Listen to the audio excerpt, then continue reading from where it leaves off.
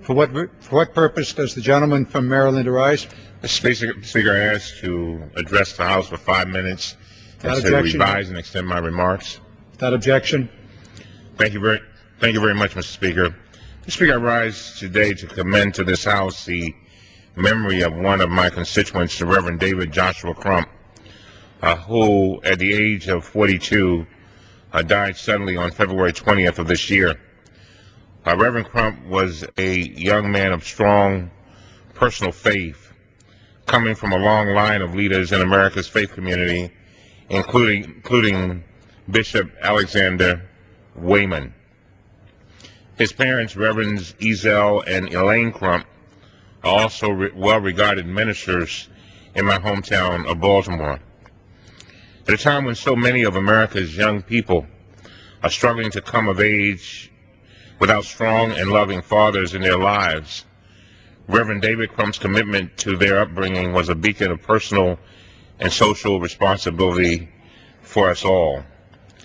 I had the occasion to attend the funeral of the late Reverend David Crump, and his foster children, a number of them, came forward and talked about how he had touched their lives and how he had opened so many doors for them, and what a wonderful parent he was.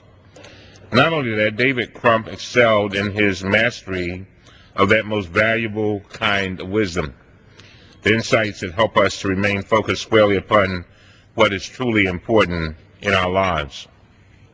In 1998, I invited the Congressional Black Caucus to Baltimore for a field investigation hearing of our local responses to illicit drug use in HIV/AIDS. We chose Micah's cafeteria as the primary site for our hearing. David Crump's family owned Micah's, and David was the master chef and maitre d' at the restaurant. And during our field hearing there, he made a very favorable impression on all of our CBC colleagues.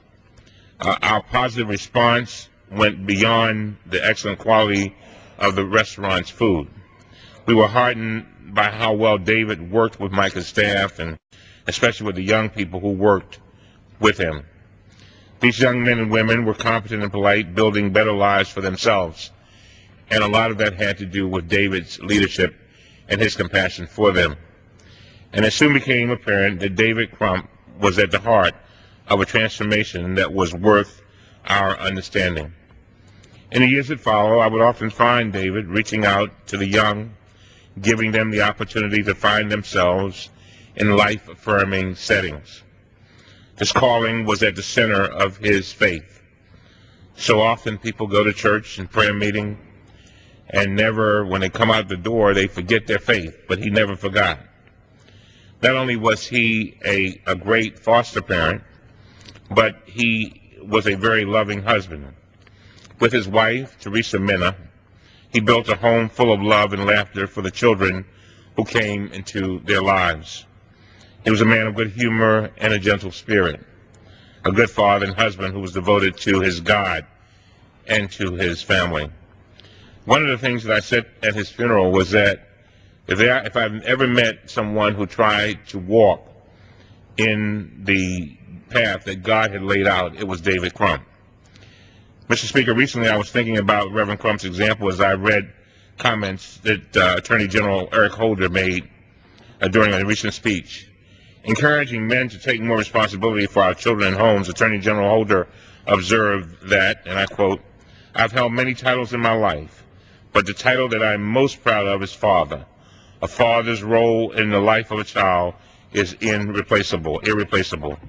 Stressing that we must do more to create a culture of mutual respect, our Attorney General went on to emphasize that we hold the future in our hands.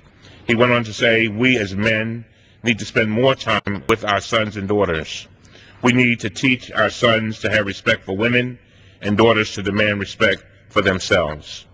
This same wisdom was at the heart of Reverend David Crump's ministry and his personal life. Mr. Speaker, his vision and commitment are examples that we all would be well advised to follow. I strongly believe that government has important roles to play in rebuilding America's communities. Yet I also understand that we as individual citizens are the critical element in the social transformation that this nation needs to undertake.